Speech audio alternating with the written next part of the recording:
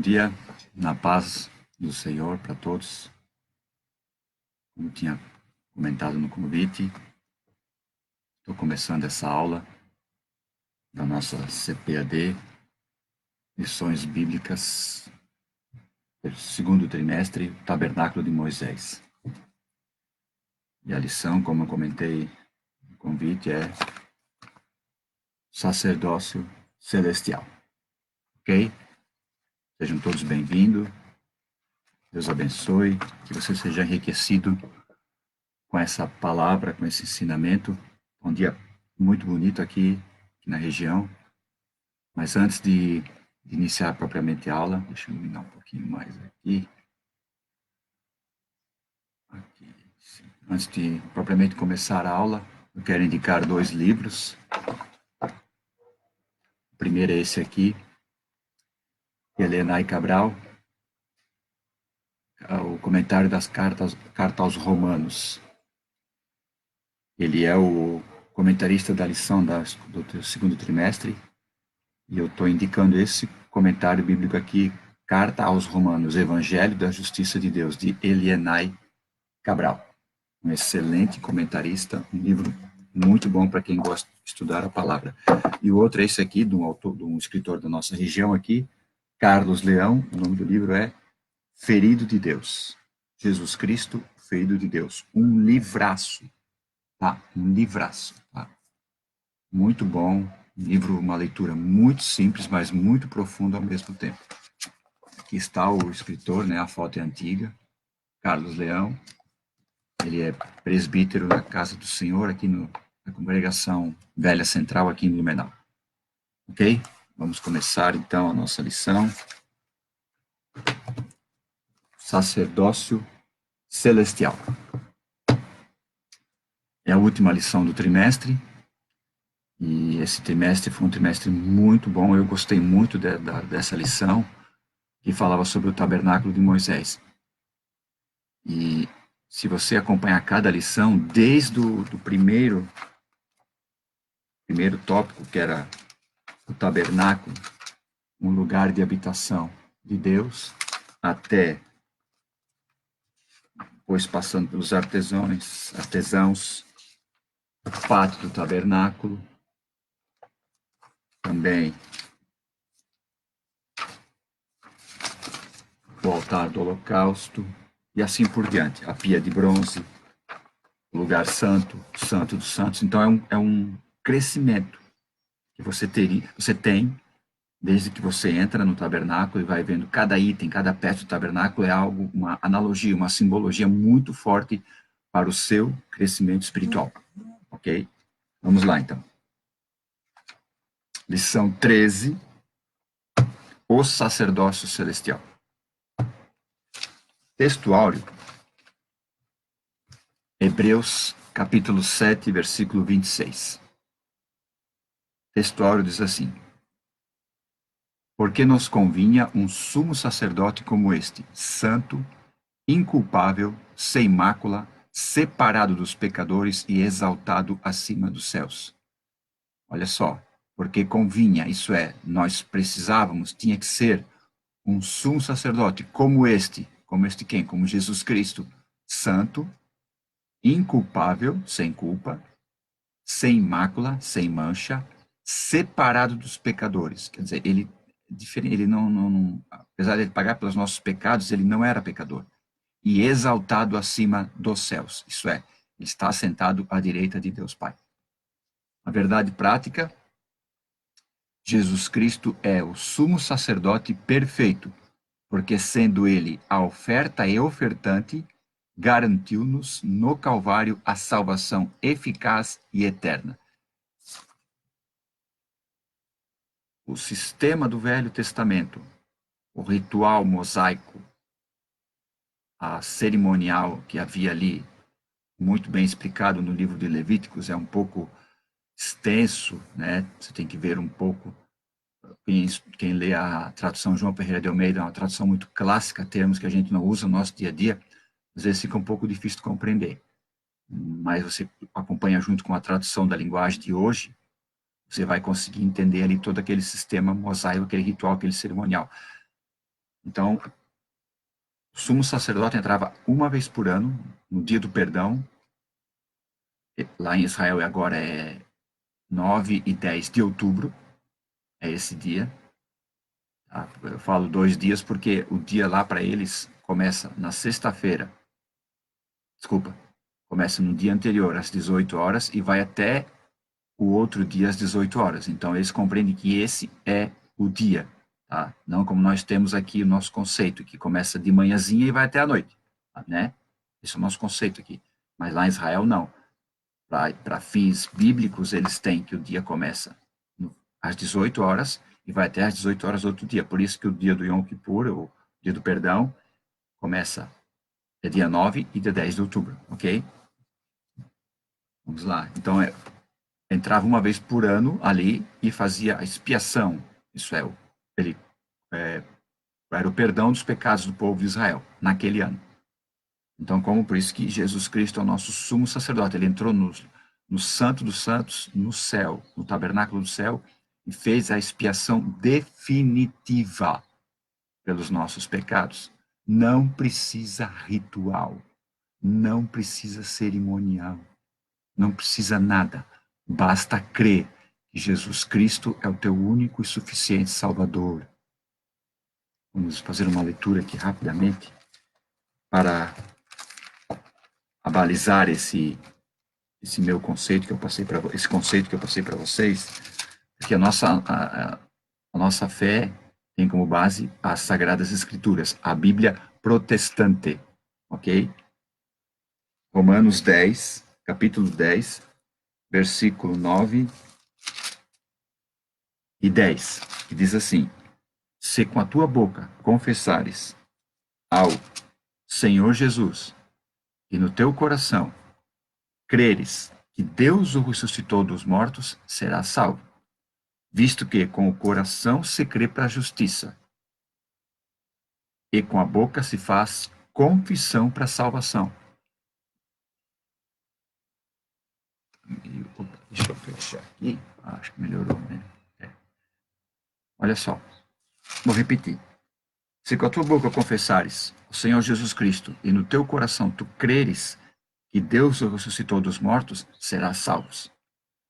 Porque com o coração se crê para a justiça e com a boca se faz confissão para a salvação. Você fala, você expressa, eu creio que Jesus é o Filho de Deus e Deus ressuscitou ele dos mortos. Você confessa com a tua boca. É um testemunho exterior. Mas tu tem que crer no teu coração. E quem é que conhece o coração do ser humano? É Deus. Ok? Então, quando você crê você crê no Evangelho, o Evangelho quer dizer boa notícia, você é salvo. As instituições religiosas, elas são importantes, mas não são essenciais, ok? Não adianta você estar dentro de uma igreja, A, B, C, D, E, né? Se você não crê no coração. Ah, então eu posso ser salvo sem estar dentro de uma igreja? Pode. Claro que pode. Sem problema nenhum. Mas você não vai ter o crescimento isso que Pedro diz, crescer na graça e no conhecimento de Jesus Cristo, do nosso Senhor. Okay? E lá em Oséias fala que conhecemos e prossigamos em conhecer o Senhor. Então você conhece o Senhor Jesus e você precisa aprender a conhecer, precisa conhecer mais dele, para ter o seu crescimento em Deus, na tua vida cristã. Ok? Então, você pode acompanhar ensinamentos na internet, no YouTube, no Facebook, em vários lugares. Né? Você pode ser um autodidata, mas você precisa estar dentro de uma comunidade cristã para ter o crescimento, para viver a mesma fé também. Claro, para viver a mesma fé. Ok? Então, o sumo sacerdote entrava uma vez por ano ali e fazia a expiação dos pecados de Israel. Jesus Cristo entrou ali uma vez só, definitivamente apagou os nossos pecados. Ok? Por isso que é o sacerdócio celestial, por isso que é uma salvação eficaz e eterna. Você não precisa ser evangélico, não precisa ser católico, não precisa ser protestante, luterano, não sei lá o quê. Você precisa, em primeiro lugar, ser salvo, crer que o Senhor Jesus Cristo é o teu Salvador. Depois vem a tua caminhada com Ele. a caminhada cristã. Eu fiz isso há 20 anos atrás. Esse mês de julho vai fazer 20 anos que eu estou nessa caminhada. E não me arrependo nem um segundo. Frequento a Assembleia de Deus, aqui em Blumenau, né? Já visitei outros ministérios, não é problema, você pode visitar, mas congrego onde Deus me diz para congregar, na Assembleia de Deus. Ok? Vamos lá. Sacerdócio celestial. Cristo é o único. Muito bem. Tópico 1 da lição. O sacerdócio celestial tem um único sumo sacerdote. O sacerdócio celestial tem um único sumo sacerdote. Tópico 1, parte 1. Cristo, o sumo sacerdote do Novo Testamento. Aqui o comentarista Elenay Cabral, com todo respeito a ele diz assim: o ministério do Novo Testamento mostra que na igreja não há e não pode haver uma classe sacerdotal exclusiva, como ocorre no catolicismo romano. Irmãos, eu sou contra criticar outras denominações, nós temos que respeitar, né? Eu não posso concordar com algumas doutrinas do catolicismo romano, não concordo, mas eu não posso ficar, quando eu vou ensinar aquilo que eu acredito, ficar criticando um outro ministério. Eu tenho que ensinar a palavra. O Espírito Santo é que vai convencer. Ok? Eu ensino, o pastor prega, o pastor ensina, e o Espírito Santo é que convence. Ok? Vamos lá, então. Ora, a palavra sacerdote não se aplica a nenhum indivíduo, senão ao próprio Cristo, que se constitui sumo sacerdote do povo redimido. Ok? Então, é verdade, o sacerdote, esse termo só se aplica a Jesus Cristo. Eu concordo com o comentarista. Mas não eu não vejo problema nenhum, alguma denominação, alguma instituição religiosa colocar o nome de um título de sacerdote, algum do seu líder espiritual. Portanto, é a salvação em Cristo. Se eu vou chamar ele de padre, de pastor, de sacerdote, de reverendo, de líder, né? Sei lá qual é o termo que posso usar, difere. Minha salvação está em Cristo, ok? Sumo sacerdote, ele era o líder máximo da religião judaica, né? Só que ele não era perfeito. Não existe líder perfeito. Tenha essa consciência, tá? Você que frequenta alguma instituição, que tem um acompanhamento, que olha para aquela pessoa, poxa, esse é um homem de Deus. Bom, claro, honre ele, ore por ele, mas vai com cuidado. Não coloque ele nas suas expectativas, não coloque aquela pessoa nas suas expectativas. Coloque Deus nas suas expectativas. Paulo, acho que é 1 Coríntios 11:1, ele fala assim: sede meus imitadores, como eu sou de Cristo. Olha, ele diz, olhem, vejam Cristo em mim. Não olhem para o Paulo. Olhem para Cristo em mim. O que vocês verem de bom em mim é Cristo. O que vocês verem de ruim em mim é Paulo. Tá? Por isso que eu te digo, o que tu vê de ruim em mim é o Alfredo. O que tu vê de bom em mim é o Cristo que eu sirvo. Ok? Essa foi do trono, foi do céu. Agora quem tinha. Vamos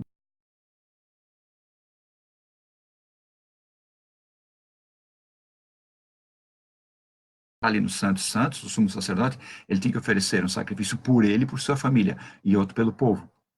Mas antes por ele, para ele poder entrar ali. Não poderia. Tá?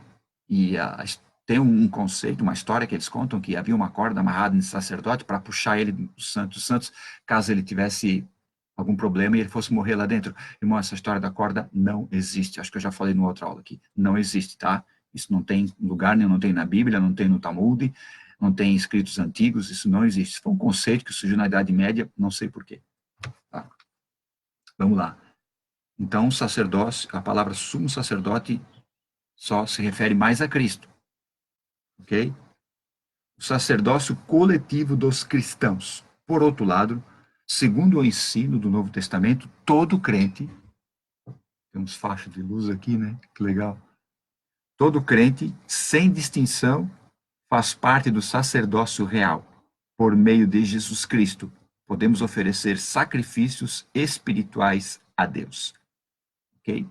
Então, olha só.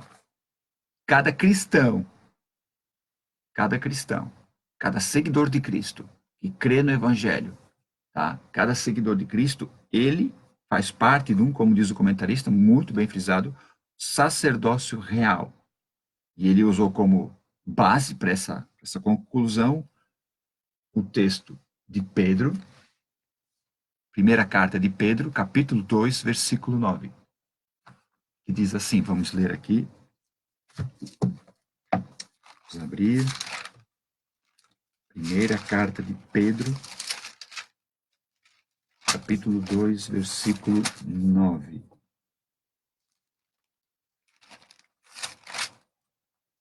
Mas vós sois geração eleita, sacerdócio real, nação santa, povo adquirido, para que anuncieis as virtudes daquele que vos chamou das trevas para a sua maravilhosa luz.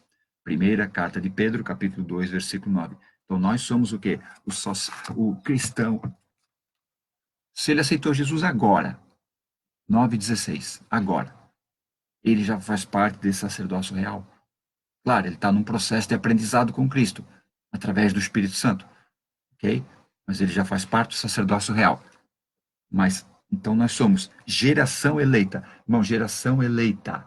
Quer dizer, antes da fundação do mundo. Em Efésios 1 e 4 diz que ele, Senhor Jesus, nos elegeu nele antes da fundação do mundo. Então, por isso que tu é a geração eleita, uma geração que Deus escolheu. Nação, sacerdócio real, quer dizer, servem ao Rei Jesus. Nação santa. Quer dizer, quando fala de nação, fala dos gentios, o povo que não é judeu. Nação santa, o povo que não é judeu, que foi santo, separado. Povo adquirido, isso é, pessoas que foram compradas pelo sangue do Senhor Jesus. Então, olha só, vamos repetir. Nós somos geração eleita. Deus nos elegeu nele antes da fundação do mundo. Sacerdócio real, para servir o Senhor Jesus Cristo. Nação santa, o povo que não é de Israel, é a igreja do Senhor, separado para servir ao Rei Jesus. E povo adquirido, comprado, resgatado. Redenção fala de resgate, remissão fala de perdão. Então houve uma redenção, teu resgate. O que foi pago? O sangue de Cristo. Por isso que tu é, vamos lá, geração eleita, sacerdócio real, nação santa, povo adquirido. Tá? Então tu faz parte do sacerdócio de Cristo. Cristo é teu sumo sacerdote e tu és o sacerdote real, santo, separado dele. Tá? Por isso que às vezes a pessoa entrega a vida para Jesus, crê que ele é o Salvador, irmãos, parece que ele fica meio doido, ele quer enfiar Jesus na goela de todo mundo, porque ele está aprendendo, claro. Tenha paciência com ele, tá? Está aprendendo, e ele está naquele amor, assim, ele está aquela coisa louca, assim, que nem aconteceu comigo, assim, há 20 anos atrás, tu quer falar de Jesus para todo mundo, tu quer que todo mundo se entregue para Jesus, depois com o tempo, tu vai amadurecendo, tu vai aprendendo, Deus vai dando a direção, como é que tu é para trabalhar para ele, mas naquele primeiro momento é uma coisa muito louca, irmão, muito, muito incrível, assim, é maravilhoso, sabe? Maravilhoso. Tá, vamos lá, tópico 3, da parte 1. Jesus Cristo, o sumo sacerdote no céu. Jesus Cristo, o sumo sacerdote no céu. Vamos lá.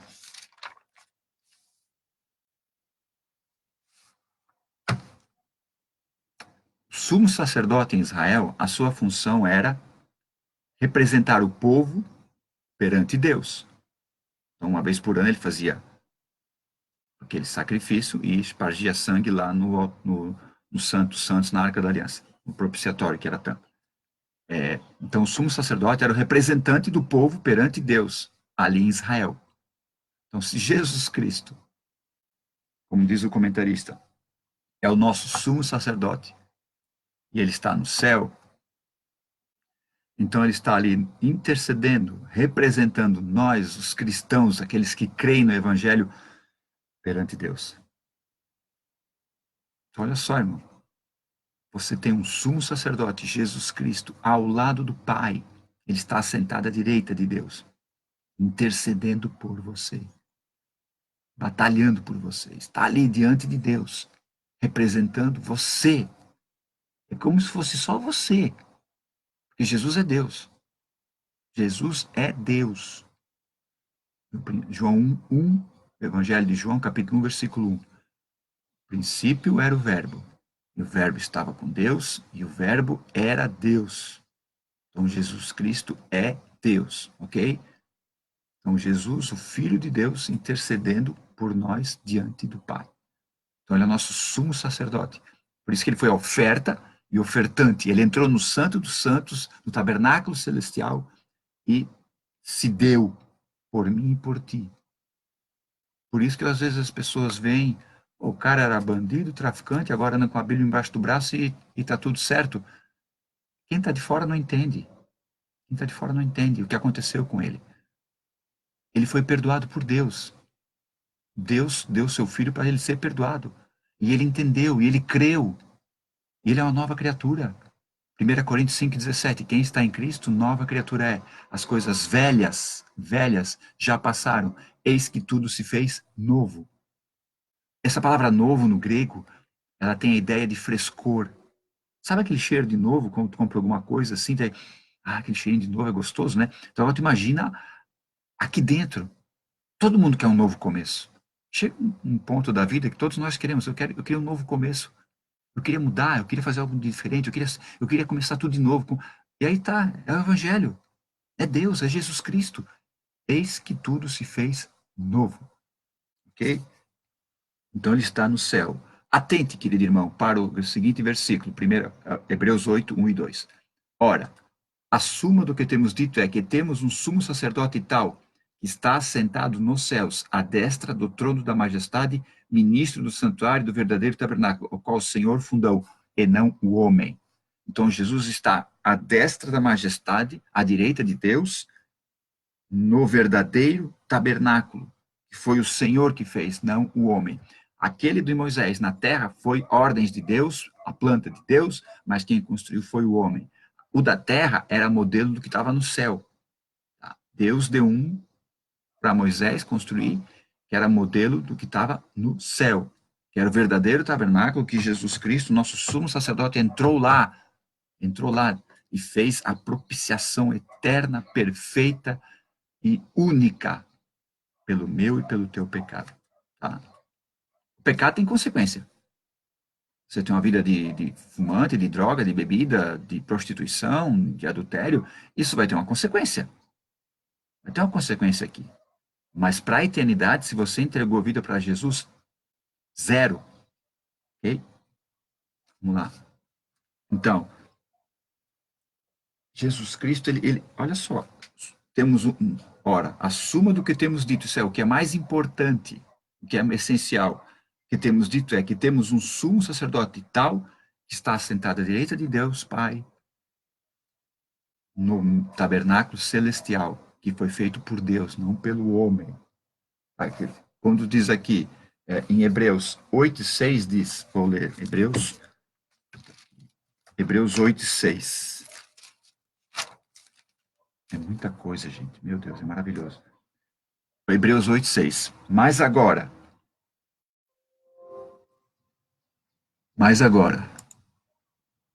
dá licença um pouquinho, gente. Colocar o cabo da bateria.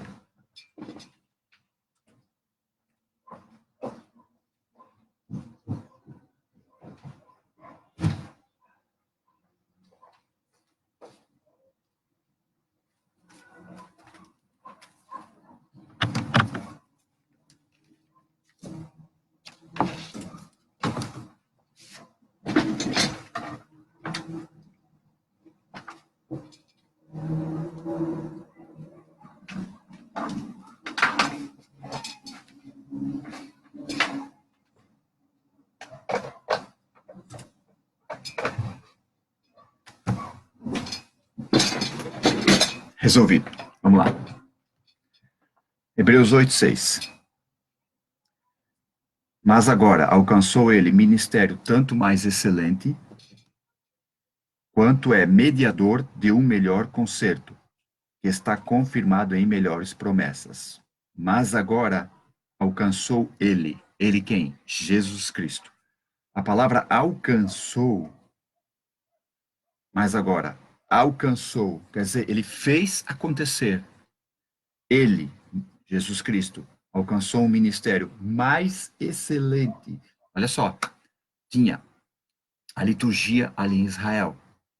Toda aquela liturgia, aquele ritual ali, né, no pátio, no, no lugar santo, no Santo Santos, toda aquela liturgia ali que Arão, seus filhos têm que fazer.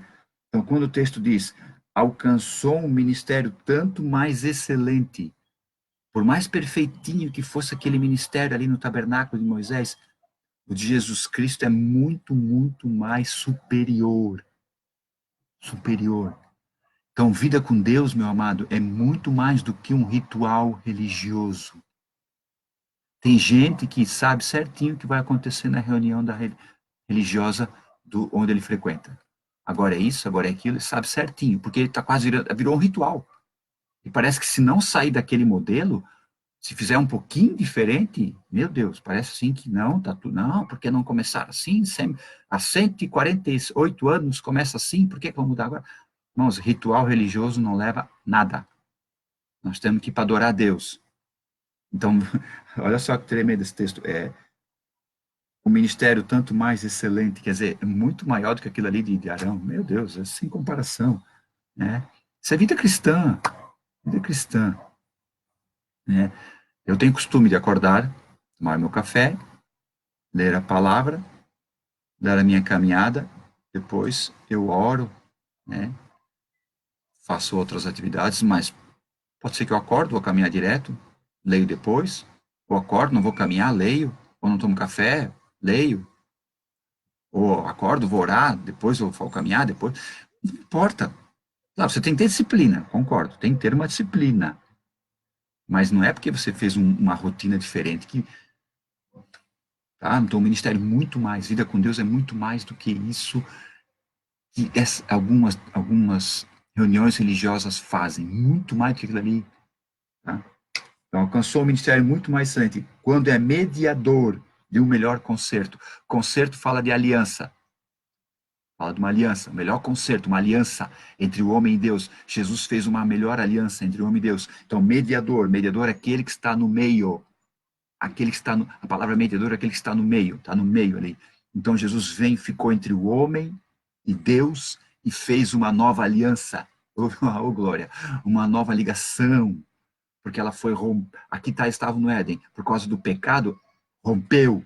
Jesus Cristo vem, ligou novamente, porque ele pagou o preço do pecado, ele ficou no meio e houve essa ligação, essa aliança. Aleluia. Glória a Deus. Por isso ele é nosso sumo sacerdote perfeito. Está ali para interceder por nós, está no meio. Primeira carta de João, capítulo 2, versículo 1. Filhinhos, olha que João fala, o apóstolo do amor, né? Um dia pediu para Jesus mandar fogo do céu e destruir uma cidade. Depois ele se converteu. Filhinhos, não pequeis, mas se pecarem, temos um advogado perante o Pai, Jesus Cristo, o justo. Olha só. Então, tu tens um advogado perante o Pai. Bom, ninguém é perfeito. Nós estamos buscando a perfeição. 9:28. Nós estamos buscando a perfeição. Errou, falhou, vai aos pés de Cristo. Pede perdão, confessa Ele como teu Senhor, Salvador, e Ele que é o teu advogado. Olha que lindo. Ele que é o teu advogado vai chegar diante de Deus e vai conquistar o teu perdão. Daqui. Bom? Busque uma vida de santidade, mas inevitavelmente, um momento ou outro, nós podemos falhar. Ninguém é perfeito. Nós buscamos a perfeição. Tá? Porque Ele é teu advogado, é o meu advogado. Isso é vida cristã. Ele é teu intercessor. Tu pode chegar para alguém e falar, irmão, não estou legal, pisei na bola, ora por mim, só. Confessa para Jesus os teus pecados. Ele é teu advogado, tá? Bem, vamos lá. Vamos para a segunda parte. O sacerdócio universal da igreja, segunda parte. Tópico 1. Uma doutrina bíblica fundamentada na pedra que é Cristo. Ao longo das Escrituras, encontramos várias porções a respeito da pedra, que é Cristo. No Novo Testamento, por exemplo, vemos tanto o apóstolo Paulo quanto Pedro citarem a Isaías 28:16. Ambos afirmam, mediante o Espírito Santo, que Cristo é a pedra. Em Efésios 2:20 está ratificado que Jesus Cristo é a pedra principal de esquina. O que é isso, Alfredo? Deixa eu fazer um desenho aqui, vamos ver se eu consigo rapidamente. Só para os irmãos entenderem.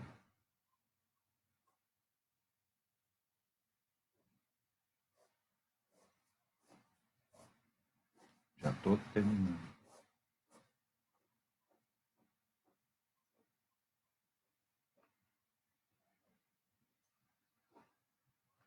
Ó,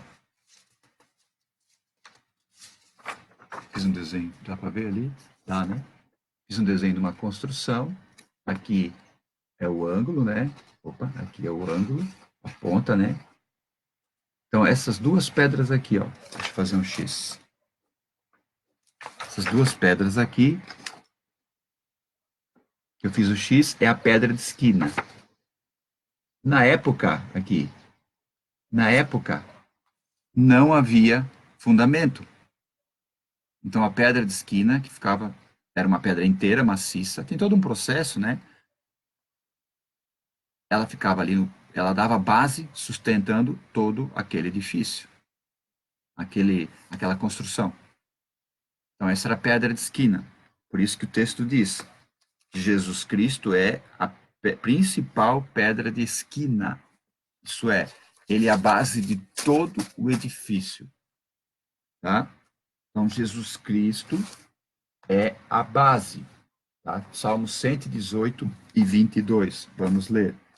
Salmos 118 e 22, que é uma profecia bíblica referente ao Messias. A palavra Messias vem do hebraico. A palavra Cristo é do grego. Tá? Então, quando você Jesus, o Cristo, aí abreviaram para Jesus Cristo. Que é Jesus, se falar no hebraico, Jesus Messias. Se falar no grego, Jesus Cristo. Que quer dizer ungido, o escolhido, o enviado de Deus. Então, quando fala Jesus Cristo, quer dizer Jesus, o enviado de Deus. Ok? Salmo 118 e 22. Vamos ver. A pedra que os edificadores, isso é, aqueles que constroem, aqueles que fizeram, rejeitaram, tornou-se cabeça de esquina. Aqui o texto, o Salmo, fala de Israel, né, que as nações rejeitaram Israel. Tá? As nações, aqui fala mais das nações. Por isso que no título do Salmo 118, o salmista louva a Deus por o ter livrado de muitos inimigos, as nações que estavam em volta. Por isso que ele usa esse texto. A pedra que os edificadores rejeitaram tornou-se cabeça de esquina. Também é uma profecia bíblica, porque, segundo as Escrituras, é escatologia, né? Estudo das coisas futuras. Segundo a escatologia, Israel é a nação que vai dominar o mundo. Então, se você não gosta de Israel, vai te acostumando. É a nação que vai dominar o mundo, tá? Então, fala Jesus, a pedra de esquina. Mateus 16 e 18. Vamos fazer uma leitura muito importante, você acompanhar essa leitura. Dá muita controvérsia, mas nós respeitamos a opinião dos outros, volto a dizer, só que eu tenho a minha convicção. Eu respeito a opinião dos outros, mas eu tenho a minha convicção. Tá? Mateus 16, 18. Pois também eu te digo que tu és Pedro, e sobre esta pedra edificarei a minha igreja, e as portas do inferno não prevalecerão contra ela. Tem instituições religiosas que usam esse texto para dizer que Pedro é a pedra da igreja, é a base da igreja, e por isso eles colocam ele como o primeiro grande líder daquela religião. Tudo bem, você crê nisso, fica feliz, viva por isso. Mas eu não creio que Pedro é a pedra da igreja. Porque Jesus perguntou antes, que dizem que eu sou? E Pedro disse, tu és o Cristo, filho de Deus vivo. E Jesus falou, Bem-aventurado és tu, Simão Borjanas, porque não foi a carne e sangue que te revelou, mas meu Pai que está no céu. Por isso eu te digo, tu és Pedro. Sobre esta pedra edificarei a minha igreja. Ó, tu és Pedro. A palavra Pedro, no grego, é Petros, que quer dizer fragmento, pedrinha. E a palavra pedra, no grego, é rocha, rocha maciça. Então eu entendo, li alguns comentários, né, também para corroborar essa minha convicção. Eu entendo que Pedro não é a pedra, e sim Jesus. Ele fez um jogo de palavras. É como se ele apontasse: tu és Pedro, e sobre esta pedra. Porque se fosse para Pedro, ele ia dizer: tu és Pedro, e sobre ti. Mas não, tu és Pedro, e sobre esta pedra. Então tu és Pedro, uma pedrinha, um fragmento. Sobre esta pedra, a rocha, rocha maciça, edificarei a minha igreja. A minha. Ok? Então é isso essa aqui é a minha convicção. Jesus Cristo é a pedra. E em 1 Coríntios capítulo 3, versículo 11, Paulo fala. Vamos ver lá o que Paulo fala. 1 Coríntios capítulo 3, versículo 11. Porque ninguém pode pôr outro fundamento além do que já está posto, o qual é Jesus Cristo. Ninguém pode pôr outro fundamento, o qual já está posto. Não fala que é Pedro, o qual é Jesus Cristo. E o conceito, desculpa, o estudo das escrituras hebraicas para ver as profecias do Velho Testamento, não tinha ninguém melhor do que Paulo. Ele tem um texto, acho que deixa eu ver aqui, Efésios, só um minutinho, irmãos. Acho que é Efésios ou Gálatas.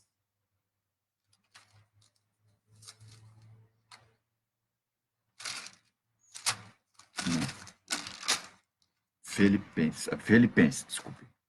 Tem um texto a carta aos Filipenses, capítulo 3, que diz assim, Paulo, segundo o zelo perseguidor da igreja, segundo a justiça que há na lei, irrepreensível. Ok? Irrepreensível. Quer dizer, ele tinha um conhecimento das escrituras hebraicas tremendo. Era um grande estudioso da palavra. Deus levantou ele, Deus separou ele por causa disso, um dos motivos, né?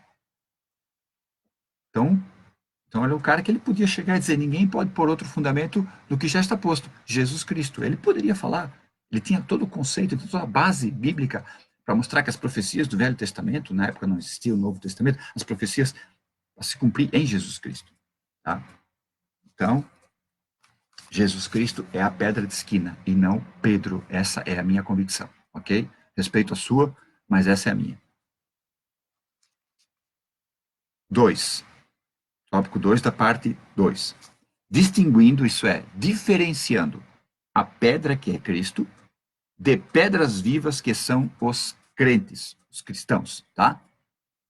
Crente até, a palavra diz que até o diabo é crente. Né? Até o diabo crê, desculpa, expressei mal. A palavra diz que até o diabo crê e treme, tá? Então vamos lá. Diferenciando a pedra que é Cristo de pedras vivas que são os cristãos. Tá? Você como cristão, fiel cristão a Jesus, seguidor de Jesus, você é uma pedra viva. Se Cristo é a principal pedra de esquina, os crentes, os cristãos, são as pedras vivas constituídas no grande edifício. Olha só, gente. Olha onde nós estamos, do que nós fazemos parte. Tá?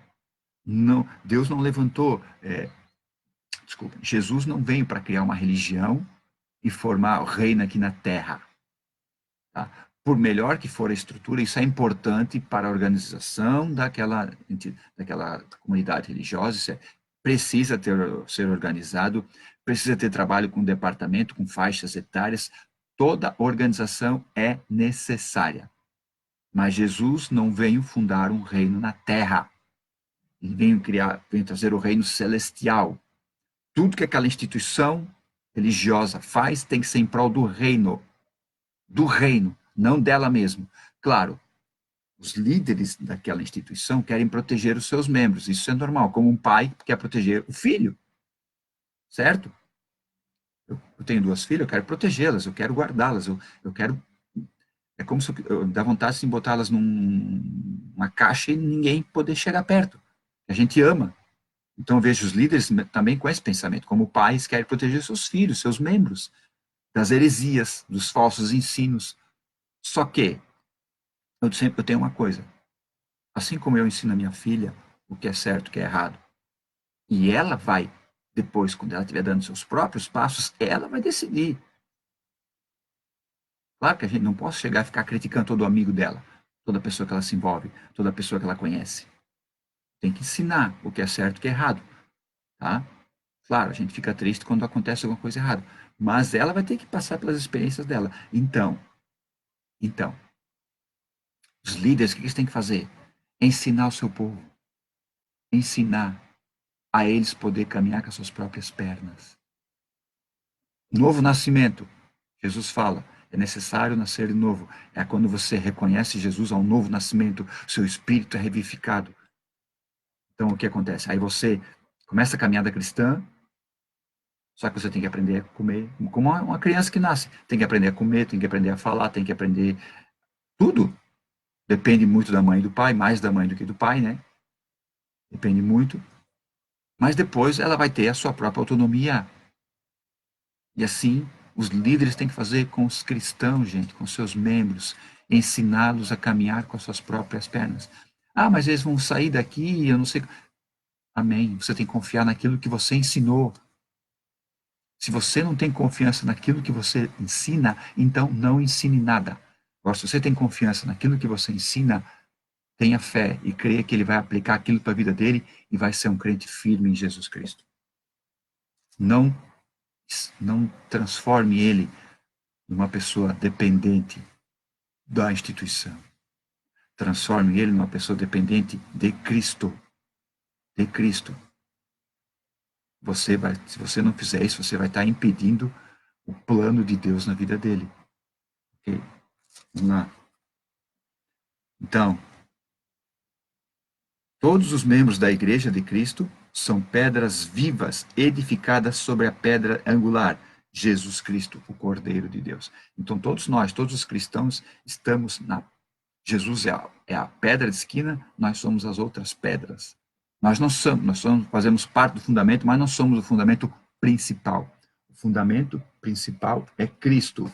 Então, nós somos as pedras vivas, Cristo é a pedra. 2 Coríntios, capítulo 2, versículo... Desculpa, 2 Coríntios, capítulo 3, versículo 6. 2 Coríntios, 15 para as 10, estamos no tempo. 2 Coríntios, capítulo 3, versículo 6. Abri em primeiro, deixa eu abrir em segundo aqui. Capítulo 3, versículo 6.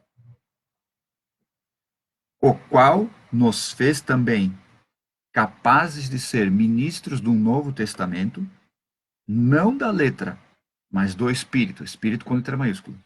Porque a letra mata e o Espírito vivifica. Ó. O qual também nos fez capazes. Quem nos fez? Jesus Cristo. De ser ministros, isso é, aquele que é mestre nas coisas de Deus, aquele que está trabalhando em favor de Deus. Ministros do Novo Testamento, isso é, uma nova aliança. O Testamento fala de aliança, de uma nova aliança, não a aliança do Velho Testamento. Aí ele fala, não da letra, isso é, não do ritual, não do cerimonial religioso que havia lá em Israel, mas do Espírito, o Espírito com letra maiúscula, isso é, o Espírito Santo, porque a letra mata. Como a letra mata? Então a Bíblia mata? O ensino mata? Não. A letra ali fala do ritual, do cerimonial, que só trazia peso, era um jugo. Por isso que Jesus fala, Mateus 11, acho que é 11, 28, vinde a mim, vós que estáis cansados e oprimidos, e eu vos aliviarei. Chama a responsabilidade para ele, e eu vos aliviarei. Tomai sobre vós o meu jugo, porque o meu jugo é leve e o meu fardo é suave. Tá? Então a religião, o ritual, a letra trazia um peso para o ser humano. Peso. Mas aí ele diz, porque a letra mata e o espírito vivifica. É novidade de vida. O Espírito Santo, quando veio habitar, por isso que lá vamos ver aqui, 1 Coríntios 6 e 19, que o nosso corpo é templo do Espírito Santo, que habita em vós. Então, Espírito, você entregou a vida para Jesus, os teus pecados foram perdoados, aí o Espírito Santo teve liberdade de entrar em você. Entrou lá e agora vive dentro de você. Ele continua a obra na cruz do Calvário. Por isso que Filipenses 1:6 diz assim: tendo por certo isto mesmo, que aquele que vós começou a boa obra aperfeiçoará até o dia do Senhor Jesus, até o dia de Jesus Cristo. Filipenses 1:6, aquele que começou a boa obra, Jesus Cristo, vos aperfeiçoará. Quem vai aperfeiçoando? O Espírito Santo, até o dia do Senhor Jesus Cristo. Então, dia após dia, o Espírito Santo vai te ensinando. Mas para isso tem que ler a Bíblia, para isso tem que orar e não faltar nos cultos, tá, irmão? Porque nós temos 3 inimigos: o mundo, o diabo e a carne. É o nosso eu. O diabo já foi vencido na cruz do Calvário, já está derrotado. O mundo está derrotado. Jesus falou: no mundo tereis aflições, mas tende bom ânimo. Eu venci o mundo. Então sobrou só quem? A carne, o teu eu, o nosso eu, que é o mais difícil, né? Tanto é que lá em Romanos capítulo 7, Paulo fala, 7:21, se eu não me engano, 7:19. Porque não faço o bem que quero, mas o mal que não quero, esse faço. Porque não faço o bem que quero, mas o mal que não quero, esse faço. Então, tá vendo? Ele está dizendo que havia, é o seu eu. E no 23 ele diz assim, ó, mas vejo nos meus membros, quer dizer, no seu eu, na sua carne, outra lei que batalha contra a lei do meu entendimento.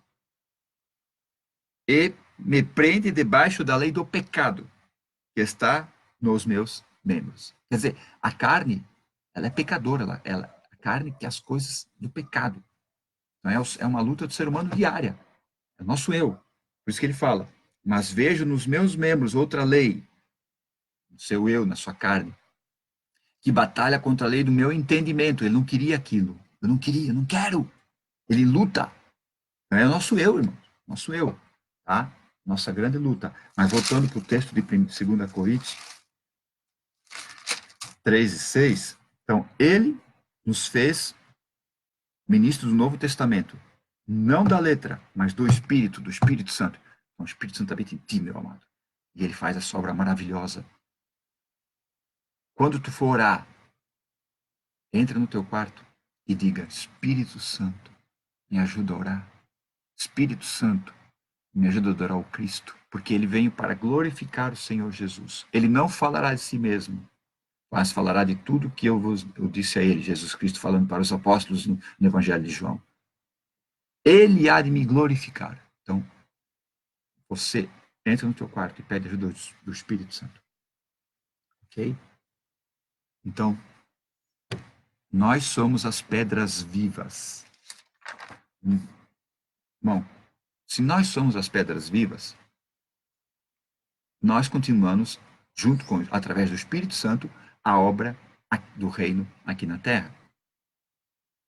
João, Evangelho de João, capítulo 14:12, que diz assim, na verdade vos digo, que aquele que crê em mim também fará as obras que eu faço e as fará maiores do que estas, porque eu vou para o Pai. Aquele que crê em mim, olha o que Jesus fala, fará as obras que eu faço e as fará maiores.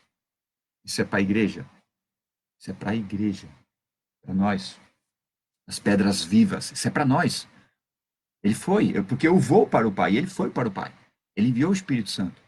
Mas nós continuamos a obra do reino aqui na terra, através do Espírito Santo. O Espírito Santo é que impulsiona a igreja. O Espírito Santo é que age na igreja. Então as obras vão vir na tua vida igual a de Jesus e maior do que a dele. Maior. Isso é para nós, para as pedras vivas da igreja. Vão ser tremendo. Tá? Isso é tremendo. Efésios 4 e 11. Efésios 4 e 11. Olha só. Ele mesmo quem? Jesus Cristo. Ele mesmo deu uns para apóstolos, outros para profetas, outros para evangelistas, outros para pastores e doutores, ou mestres. Ó, Jesus Cristo deu. Ele mesmo deu uns para apóstolos, profetas, evangelistas ou missionários. Aqui. Vamos lá. Apóstolo, profeta, evangelista, pastor e mestre. Os 5 ministérios. Apóstolo, profeta, evangelista ou missionário, pastor e mestre. Num desses 5 ministérios você se encaixa. Num desses 5. Ah, irmão, meu dom é tocar na igreja. Isso é uma capacidade que Deus te deu. Os levitas tinham a capacidade de fazer o coro musical, mas eles não era o ministério deles. Não. O ministério deles era cuidar dos utensílios do templo, cuidar do templo, tá? Ah, meu irmão, meu dom é louvar, é cantar. Não, isso é uma capacidade que Deus te deu para exercer um dos 5 ministérios, ok? Irmão, Deus me chamou para pregar o evangelho. Isso é todo mundo, não é só você não. E de pregar o evangelho a toda criatura. Isso é para todo mundo. Para todos os cristãos. Não é só para um, não. Isso não é um ministério. Pregar é para todos. Todos esses 5 que eu li aqui, eles pregam. Todos. Vão pregar é para todo mundo. Aí também, aí vão nas instituições religiosas, vão lá ministrar a palavra, que é muito bom, muito maravilhoso. Aí falam, porque Deus me chamou para pregar o evangelho. Pregar o evangelho é na rua. No púlpito ali, nas instituições, é para ensinar. Vem palavra de avivamento, vem palavra de renovo, vem palavra de conserto, vem palavra de ensino, mas o tópico principal é edificar a igreja. Pregar o evangelho na rua. E de pregar o evangelho a toda criatura. Isso fala de missão, tá? Mas tudo bem. Essa é a minha convicção. Se essa tua opinião é diferente, beleza, respeito. Então, num desses 5 ministérios se encaixa apóstolo, profeta, evangelista, pastor e mestre. Ok? Então tem que descobrir a tua chamada. Como é que eu vou descobrir onde é que eu me encaixo? Oração, quarto de oração, intimidade com Deus. Uma coisa, intimidade com Deus. Segunda coisa, trabalhar na tua denominação, na tua comunidade religiosa que tu frequenta. Vai trabalhar. Aí o que tu vê que é mais legal, tu vai entender que é dentro do teu ministério. Tá? O culto que você gosta de estar mais, o culto do ensino, o culto da vitória, a reunião que você gosta de estar mais. Eu acho que eu tenho chamada para pastor. É? Então pede para o teu líder te colocar no departamento de adolescente. Tá? Porque a primeira coisa que um pastor tem que ter é paciência. Então, querido, se tu tem chamada para pastor, vai trabalhar com adolescentes. Se tu não dá conta nem de adolescente, então tua chamada não é pastor. Tá bom? Ok? Mas vai. Oração, e depois o que tu gosta mais de fazer, faça algo dentro do ministério para ajudar, para ver se o que te encaixa melhor ali, ok? E também a questão dos dons. Cada ministério tem todos os 9 dons do Espírito Santo. Palavra de sabedoria, palavra de conhecimento. Vamos abrir lá, não sei se eu vou conseguir lembrar de tudo, né? 1 Coríntios, capítulo 12. 12. Então, os dons do Espírito Santo. A partir do versículo 8. Palavra de sabedoria, palavra de ciência ou conhecimento, dom da fé, dom de curar, operação de maravilhas, profecia, discernir espíritos, variedade de línguas e interpretação de língua. Os 9 dons do Espírito Santo. Ok? 9. Qualquer pessoa salva em Cristo Deus pode usar ela nos 9 dons. Só que, conforme a tua chamada, os dons são mais fortes, mais acessíveis, mas eles têm mais fluência na sua vida. Por exemplo, o mestre, o dom da palavra de sabedoria e o dom da fé. Os dons mais fortes. O pastor, o dom de curar, porque ele ora pelo rebanho, interpretação de língua e variedades de línguas. Ah, ele não tem a palavra de sabedoria, ele é pastor? Pode até ter. Deus pode usar ele numa palavra de culto, de ceia, de reunião. Pode usar, sem problema. Tá? Mas os são os dons mais fortes. Então, aí por isso que Paulo fala. Onde é que ele fala?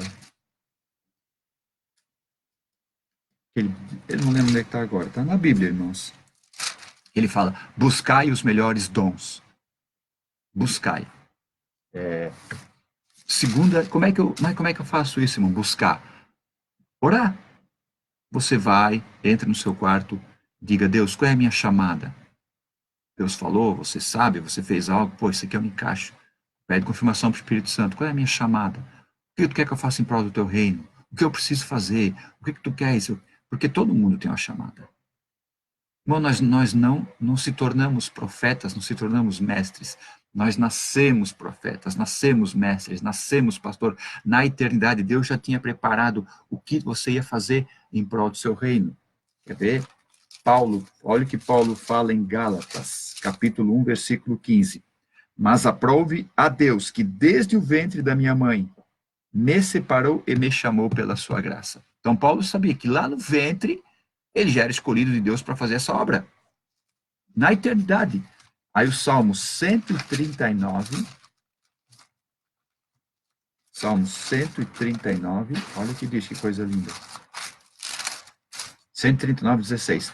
Os teus olhos viram o meu corpo ainda informe, sem forma, e no teu livro todas essas coisas iam sendo escritas, sendo dia a dia formadas, quando nem ainda uma delas havia. Então, antes de se formar todo no ventre da tua mãe, Deus já tinha a história da tua vida escrita, a tua biografia escrita, aquilo que você ia fazer em prol do reino dele. Outro exemplo, Jeremias 1 e 5. Antes que eu te formasse no ventre, antes que formasse no ventre, então até antes da concepção, eu te conheci. E antes que saísse da madre da tua mãe, antes que nascesse, te santifiquei, te separei, e as nações te dei por profeta. Jeremias não se tornou profeta, ele nasceu profeta. Ele nasceu profeta. Tá? Paulo não se tornou apóstolo, ele nasceu apóstolo. Ok? Tá? Então você tem uma chamada, descubra. Ore, descubra. Trabalhe na igreja, descubra onde você se encaixa mais. O dom que é para o seu ministério, para a tua chamada, é teu. Claro que primeiro você precisa ser batizado com o Espírito Santo. Tá? Busque o batismo com o Espírito Santo. Tá bom? Aí, mas o dom como é que eu faço? Ore, peça para o Espírito Santo dar o dom. Mas tem uma forma mais rápida. Segunda carta de Timóteo, capítulo 1, versículo 6. 1 para as 9. Estamos no tempo, tá bem legal. Segunda carta de Timóteo, capítulo 1. Isso, 2 Timóteo 1 e 6. Olha o que Paulo fala para Timóteo na carta. Por esse motivo, te lembre que despertes o dom que há de Deus que existe em ti. Desperte, Timóteo, desperta o dom de Deus que está em ti. Que existe em ti pela imposição das minhas mãos. Paulo orou e impôs as mãos em Timóteo e o dom foi passado. Quem decide o que passa é o Espírito Santo. A pessoa que tem ora pela pessoa que quer receber, e o Espírito Santo que faz a transferência do dom. Chama transferência de unção, doutrina de imposição de mãos. Outro texto, Deuteronômio 34:9. Velho, falamos do novo, vamos para o velho. 34:9. Isso é para as pedras vivas. Continuar a obra de Cristo aqui na terra junto com o Espírito Santo, através do Espírito Santo. Tá? 34:9. Olha só. Quem tomou o lugar de Moisés depois que Moisés partiu? Foi para a eternidade? Josué. Então, olha só que Deus, o que Moisés fez com Josué antes de Moisés morrer.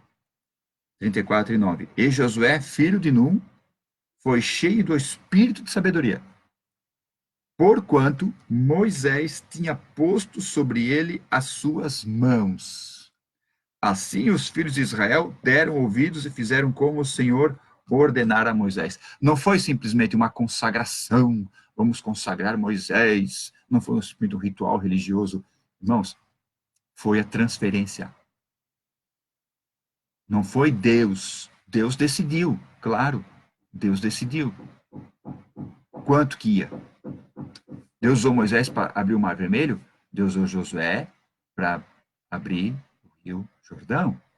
Os mesmos sinais que tinha Moisés, tinha Josué também. Deus usou Moisés para abrir a terra e engolir todo o povo. Olha só que tremendo. Deus usou Moisés para abrir a terra e engolir todo o povo rebelde. Deus usou Josué para abrir a terra e engolir as muralhas de Jericó. Porque as muralhas não caíram nem para o lado, nem para, elas foram engolidas. A terra se abriu, as muralhas desceram. Então, olha só. Então, os mesmos dons que estavam na vida de Moisés foi para Josué. Números, para corroborar, avalizar essa minha convicção, números. Números. 11. Números capítulo 11, versículo 16 e 17. Olha o que Deus fala para Moisés. E disse o Senhor a Moisés: Ajunta-te 70 homens dos anciãos de Israel, de quem sabes que são anciãos do povo, e seus oficiais, e os trarás perante a tenda da congregação, e ali se porão comigo, com Deus. Olha o que Deus fala, isso aqui é maravilhoso. Então eu descerei, e ali falarei contigo, com Moisés. E tirarei do espírito que está sobre ti, e porei sobre eles. E contigo levarão a carga do povo, para que tu sozinho não o leves. Moisés estava com peso, Moisés achava que o seu cargo estava muito pesado, então Deus veio e tirou de Moisés, do espírito que estava nele, e colocou nos 70. Ah, então de Moisés diminuiu. Não, não diminuiu. Não diminuiu. Quando você transfere para outra pessoa, o teu não diminui. Tá? Pelo contrário, aumenta ainda. Aumenta. Tá? Mas isso é outra aula, outra coisa, tá? Mas quero que você entenda isso. Você é pedra viva, você pode pedir o dom para Deus, a unção para Deus, o poder para Deus. Sem problema, faça isso. Mas eu digo que existe um caminho mais rápido, mais fácil. Ok? Você sabe que você tem chamada para evangelista ou missionário, tá? Evangelista é missionário, ok? Para missionário. Um dos dons do missionário é dom de curar. Um dos dons dele, dom de curar. Se você está num culto e alguém está pregando tem esse dom, vai lá e peça oração para ele da seguinte maneira: irmão, o mesmo dom que está na tua vida, eu quero para minha vida, ora por mim. Ora para mim para eu ter o mesmo dom. Ele vai impor as mãos. Tá? O Espírito Santo vai fazer essa transferência. Tá? Quando Eliseu estava ali junto com Elias, Elias ia partir. Aí Elias falou para Eliseu: O que tu quer, Eliseu? Aí o que Eliseu falou? Eu quero porção dobrada do teu espírito. Estão vendo, irmão, como é tremendo isso? Para encerrar essa parte. Romanos 1 e 11. 1 e 11. Capítulo 1, versículo 11. Porque desejo-vos ver-vos, Paulo falando, para vos comunicar algum dom espiritual, a fim de que sejais confortados. Olha o que Paulo está dizendo. Eu estou a fim de ir aí, eu quero ver vocês, para eu comunicar um dom espiritual. Então, parece que ele vai comunicar, vai falar, vai dar um ensino. Mas essa tradução, comunicar, ficou muito aquém daquilo que realmente quer dizer. Na tradução King James, fala compartilhar. Ó, transferência de unção, posição de mão com transferência de unção, transferência de dons. Na King James diz compartilhar. Na nova tradução da linguagem de hoje fala repartir. Eu quero repartir um dom espiritual. E a tradução americana diz impart, que é transmitir.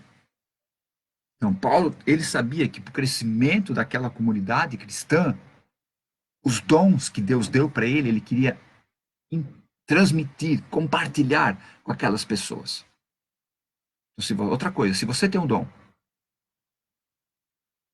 você sabe que tem um dom, e você sabe que tem uma pessoa que tem o mesmo ministério, a mesma chamada que você, transfira para ele.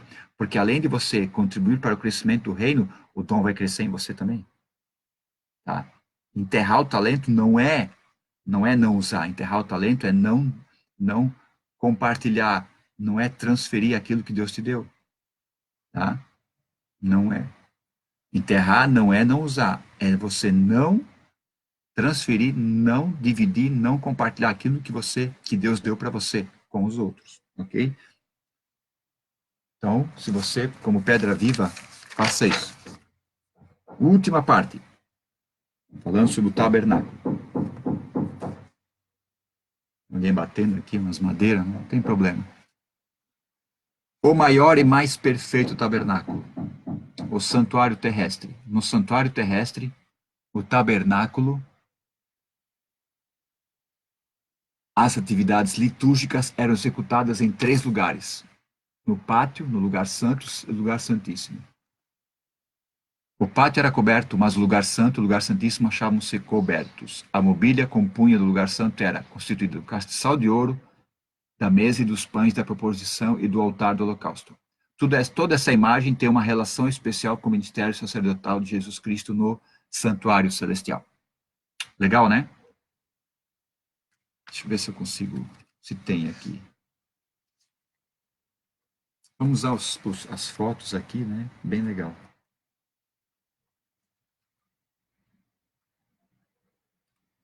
Logo que você entrava no tabernáculo, a primeira coisa que a pessoa via era... Desculpa, vamos mudar. Vamos um pouquinho mais para trás. Aqui. Quem estava do lado de fora via essa cerca, que era do pátio, tá? Do pátio. Essa cerca tinha 2,5 metros de altura. Esse retângulo era, deixa eu ver se eu lembro aqui, 25 metros por 50. 25 por 50. Era um retângulo, forma retangular. Então essa cerca, ela tinha 2,5 metros de altura. A pessoa não via só a ponta, não aparece aqui, via só a ponta da tenda, aqui em cima. Havia uma entrada nessa cerca, uma entrada só. E havia 4 cores nessa entrada. Um pano com 4 cores. Deixa eu ver se eu lembro aqui. Púrpura, carmesim, branco e azul. 4 cores. Púrpura é a cor dos reis, que usavam os reis. Fala de Jesus Cristo Rei. Vamos lá, me ajude, deixa eu lembrar. Carmesim fala cor de sangue, fala do servo sofredor, Jesus Cristo que sofreu. Branco fala do homem perfeito, Jesus Cristo, homem, o homem perfeito. E azul fala de divindade, céu, eternidade, Jesus Cristo, Filho de Deus. Então, a primeira cor, púrpura, Jesus Cristo, Filho de Davi, o Rei prometido. Segunda cor, carmesim, o servo sofredor, Jesus Cristo, que pagou pelos nossos pecados. Terceira cor, o branco, Jesus Cristo, homem perfeito. Quarta cor, azul, Jesus Cristo, Filho de Deus, que vem do céu, o pão que vem do céu. Então, na entrada do tabernáculo, os quatro evangelhos. Os quatro evangelhos são a revelação de Jesus Cristo. Tá? Então você entra no tabernáculo por causa da revelação de Jesus Cristo. A primeira coisa que a pessoa vê é o altar do holocausto. O altar do holocausto. Primeira coisa que a pessoa vê, o altar do holocausto. Aqui eram sacrificados animais. Aqui o judeu entrava nessa região e trazia a sua oferta pelo pecado. Então aqui fala de quê? Mortificação. Você entende que você tem que morrer para esse mundo. Vai se matar, né? Não é viver uma religião e se afastar de todo mundo. Claro, no começo você dá uma afastada natural, porque é para você se fortalecer em Cristo, mas depois você não é mais para ir em festinha de aniversário de família, não é mais para conversar com ninguém. Ai, não posso mais conversar com ninguém, não posso mais ir em festinha, porque lá eles vão ficar bebendo, fumando. Não, você é luz do mundo, você morreu para esse mundo, mas você está no mundo, tá? Não faça isso. Não deixe de conversar com seus parentes, com seus amigos, companheiros de trabalho por causa da tua religião. A religião não, a religião afasta, mas a vida com Cristo aproxima, porque você quer, o seu testemunho vai falar mais de Cristo na vida das pessoas do que para você abrir a sua boca. Então não deixe de ir na festinha, não. Não deixa, não. Vai lá, come aquela comida boa lá, para. Aí eles vão ver que você não vai estar bebendo. Eles vão ver a alegria na sua vida, vão ver a felicidade da sua família. Mas eu também quero isso para mim. Eu lembro de um testemunho de um menino que todo ano ele ia no encerramento na empresa do pai dele. Todo ano.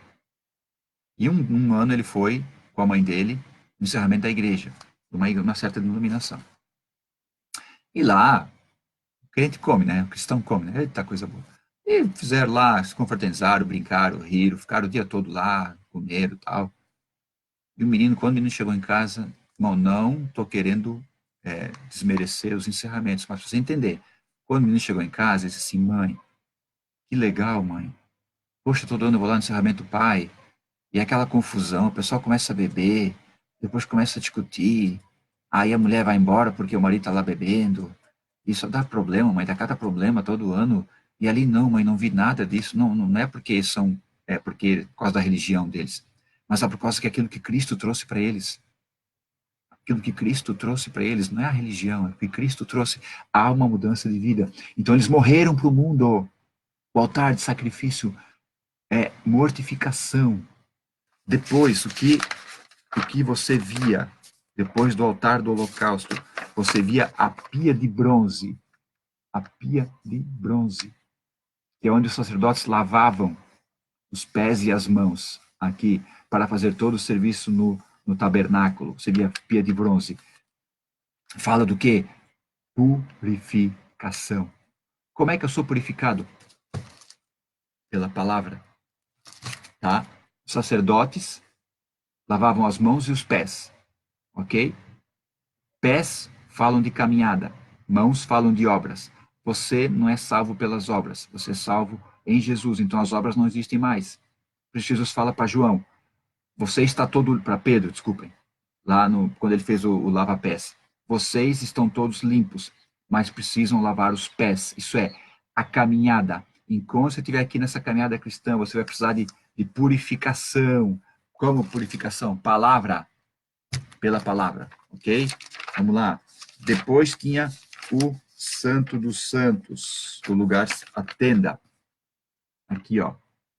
A tenda da congregação, onde nenhum judeu podia entrar, só o sacerdote até aqui, o sacerdote, e aqui no Santo dos Santos, o sumo sacerdote, tá? E havia, deixa eu ver se vai ter foto aqui, não sei se vai ter foto. Havia 3 itens. Não tem foto. Não tem foto. 3 itens. Deixa eu ver se dá para ver aqui.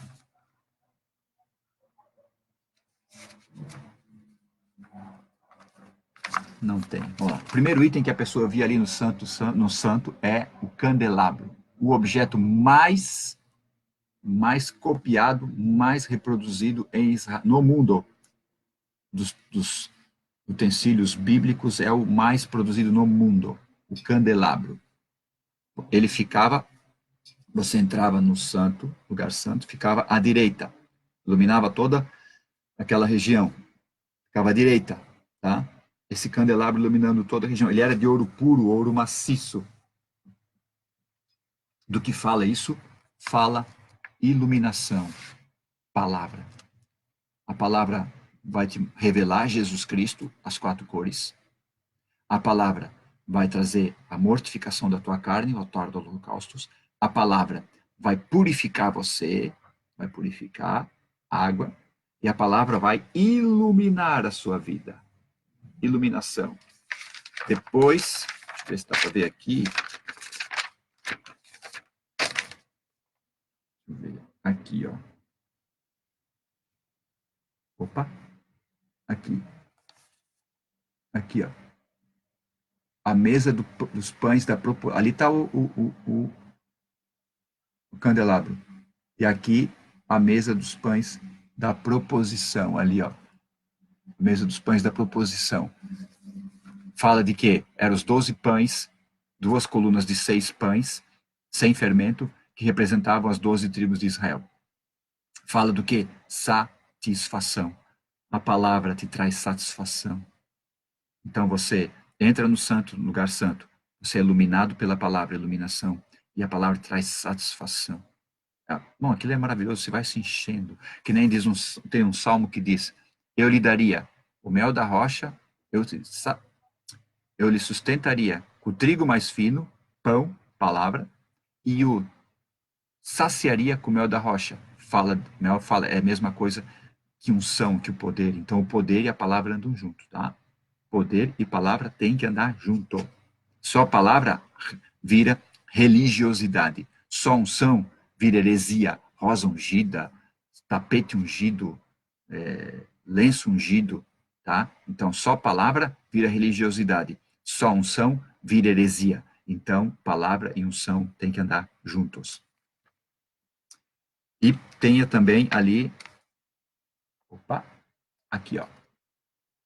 Esse cara aqui é o altar do incenso. Fala de oração, que fala de comunhão. Então, olha só. E por último, agora eu vou ter um negócio legal aqui para mostrar. Aqui. Por último, a Arca da Aliança. Ó, que legal, né? Aqui é a tampa, o propiciatório, onde o sacerdote, uma vez por ano, espargia o sangue para perdão dos pecados. Dentro dessa arca ficava as tábuas da lei, ficava o maná no pote e a vara de Arão, tá? A vara de Arão. Tá bom? Então vamos lá. Entra no pátio, através da revelação que é Jesus Cristo e os evangelhos. Altar do holocaustos, mortificação. Pia de bronze com água, purificação. O candelabro, iluminação. Os pães da mesa da proposição, satisfação. O altar do incenso, comunhão. E a arca da aliança, união. Ok? União. Então, tudo é através da palavra. A tua intimidade com Deus é o Espírito Santo que vai dar através da palavra. Quer ver? Evangelho de João. Irmãos, o Evangelho de João, capítulo 15, 16 e 17, o próprio Jesus traz um ensinamento maravilhoso sobre o Espírito Santo. Ok? Olha o Evangelho de João, capítulo 15, versículo... Deixa eu ver se eu acho agora.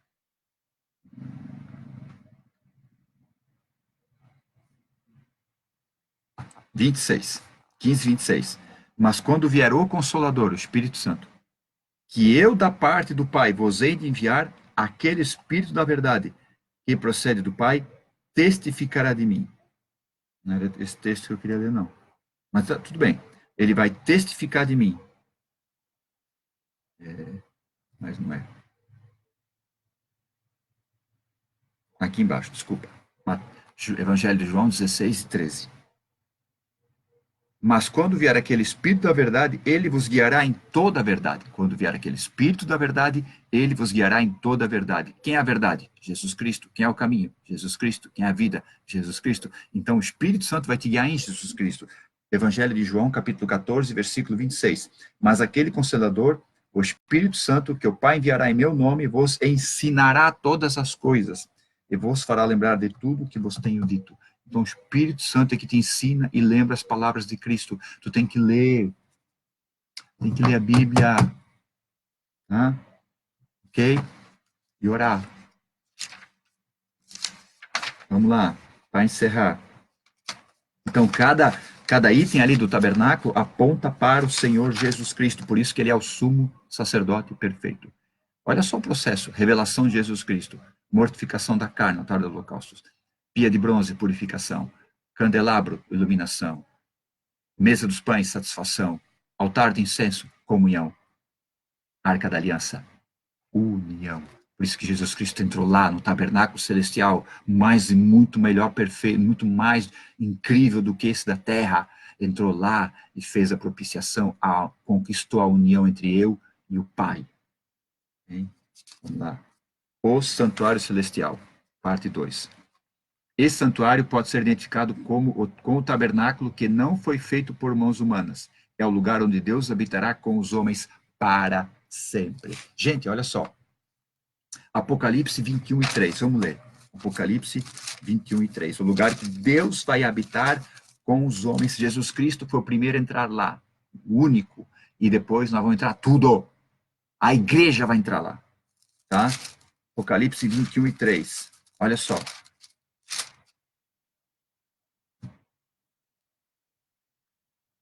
Eu vi uma grande voz do céu que dizia: Eis aqui o tabernáculo de Deus com os homens, pois com eles habitará, e eles serão seu povo, e o mesmo Deus estará com eles e será o seu Deus. Então, eis aqui o tabernáculo de Deus com os homens, o verdadeiro, o único. Esse da terra não existe mais. Depois que Israel se tornou nação, eles desmontaram o tabernáculo, depois de, claro, vários anos, não foi logo, né? Foi na época dos reis, demorou 400 anos depois que eles conquistaram Canaã, acho que é 400 anos. Aí, depois que o templo ficou pronto, eles desmontaram esse tabernáculo. Os itens foram para o templo, claro, mas eles desmontaram esse tabernáculo. Mas por quê? O verdadeiro tabernáculo está lá na glória, esperando a minha e a tua entrada, a igreja. Cristo já entrou, agora eu e você podemos entrar também, porque é o verdadeiro celestial. Cristo, olha o que diz o Helenay Cabral, Cristo Jesus garantiu-nos essa bênção, quando na consumação do seu sacrifício, o véu do templo se rasgou, do alto a baixo. Assim o caminho para o tabernáculo celestial foi aberto. Nosso acesso já está garantido. Então, irmão, você não precisa de senha, não precisa o guardinha acionar ali a porta do banco ali, né, que eles fazem para a pessoa entrar, às vezes, com algum tipo de metal, vestir na perna, alguma coisa, né? Não precisa nada. Jesus Cristo foi lá e abriu um novo caminho, ok? Nesse santuário celestial. Bom, como ele não foi feito por mãos, como Deus não pode habitar em lugar feito por mãos humanas, ele tem esse tabernáculo. E essa habitação vai ser a comunhão perfeita. Por isso que o Santo dos Santos, a Arca da Aliança, a nova aliança que Jesus Cristo conquistou para mim, o mediador de uma nova aliança, ele conquistou para mim e para você, é muito maior do que aquilo que tinha aqui na terra. A religião não te leva a Deus. Não, mas só Jesus Cristo. A palavra religião do latim é religare. Religar o homem com Deus. Só que a religião não pode ligar o homem com Deus. A religião não é o mediador, não é o meio. Quem está no meio é Jesus Cristo. Ele é que ligou novamente o homem com Deus. Vamos lá. O sacrifício perfeito de Cristo. A palavra de Deus mostra que o sacrifício perfeito de Cristo foi suficiente e eterno. Já estamos falando isso a aula toda, né? Mas vamos lá. Hebreus 9 e 24. 9 e 24. 10 e 25. Passou 10 minutos do tempo do mês passado, domingo passado, mas vamos lá. 9 e 24. Mais 5 minutinhos, meus irmãos. 9 e 24. Porque Cristo não entrou no santuário feito por mãos, figura do verdadeiro. Olha só, o santuário da terra que Moisés fez era um exemplo, uma simbologia, era tá, figura do verdadeiro, porém no mesmo céu, para agora comparecer por nós perante a face de Deus. Então Jesus entrou no tabernáculo celestial e entrou lá perante Deus por mim e por ti, para todo aquele que crê. Ok? Hebreus 9, 26. De outra maneira, necessário lhe fora padecer muitas vezes desde a fundação do mundo. Agora, na consumação dos séculos, uma vez se manifestou para aniquilar o pecado pelo sacrifício de si mesmo. Então, Jesus Cristo é a ofertante perfeito. Ele é o sumo sacerdote. Ah, mas Jesus não era da tribo de Judá?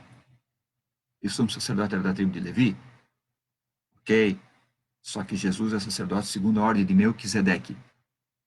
Salmo 110:4 diz, o profeta Davi, no Salmo fala, escreve, tu és, jurou o Senhor e não se jurou o Senhor, Jeová, e não se arrependeu.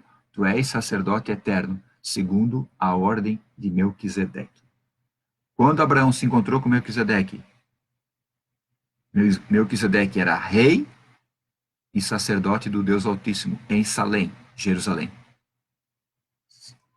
O Melquisedeque se encontrou com Abraão depois de Abraão libertar o seu sobrinho Ló numa guerra.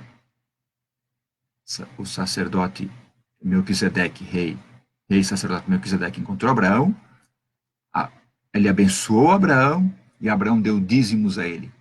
Abraão recebeu a bênção de Melquisedeque e deu dízimos a Melquisedeque. Então isso mostra que Melquisedeque foi honrado por Abraão, então Melquisedeque era superior. Como o sacerdócio de Melquisedeque vinha antes do Levítico, então por isso que é superior ao de Levítico. Superior. Que vinha antes. Por isso que o profeta e rei e guerreiro Davi escreve: jurou o Senhor e não se arrependeu. Tu és sacerdote eterno, segundo a ordem de Melquisedeque. Na Bíblia hebraica está escrito: tu és rei de justiça. Eu perguntei para um rabino e ele disse para mim que quer dizer a mesma coisa. Tanto faz Melquisedeque, nome próprio, como o título, rei de justiça. Tá? Então, Jesus Cristo é o sacerdote eterno, justo, perfeito, sumo sacerdote eterno, justo e perfeito, segundo a ordem de Melquisedeque, mesmo sendo a tribo de Judá, porque ele não é pela ordem levítica, mas pela ordem de Melquisedeque. Ok? Então ele entrou lá. Concluindo, Cristo Jesus pôde entrar na presença de Deus pelo novo e vivo caminho, a nova aliança. Hebreus capítulo 10, versículo 19 e 20. Tendo, pois, irmãos, ousadia, a palavra ousadia quer dizer coragem, para entrar no santuário. Santuário é o lugar que ninguém pode entrar. Essa palavra santuário quer dizer um lugar que ninguém pode entrar. Tendo, pois, irmãos, coragem de entrar no lugar que ninguém pode entrar. Tenha coragem, ousadia. Mas como é que eu vou entrar? Pelo sangue de Jesus. Pelo novo e vivo caminho, novo e vivo, que ele nos consagrou, nos preparou. Caminho é passagem, tá? Caminho fala de passagem. Pela nova e viva passagem, caminho, que ele nos consagrou, ele preparou, ele montou, ele fez. Isto é, pelo véu, isto é, pela sua carne, por ele. Por ele. Quanto no culto hoje à noite, vá com o coração rasgado para adorar a Deus. Rasgado, sabendo que tudo já foi feito para tu ter essa liberdade. Tu és salvo em Cristo, porque ele entrou lá diante do Pai e derramou trouxe o seu sangue aqui, Pai, pelo Alfredo, por toda a humanidade que crê, tá? Não pelos protestantes, pelos católicos, pelos evangélicos, pelos luteranos, por todo aquele que crê. Amém? Deus abençoe. Bom domingo, bom almoço. Próximo domingo estaremos aqui ministrando novamente, não aqui no Facebook. Eu pretendo fazer essa próxima aula no YouTube, ok? Mas durante a semana eu vou lançar o convite aqui no Facebook e eu vou ver essa possibilidade de fazer essa aula no YouTube. Deus abençoe, fiquem na paz. Glória a Deus.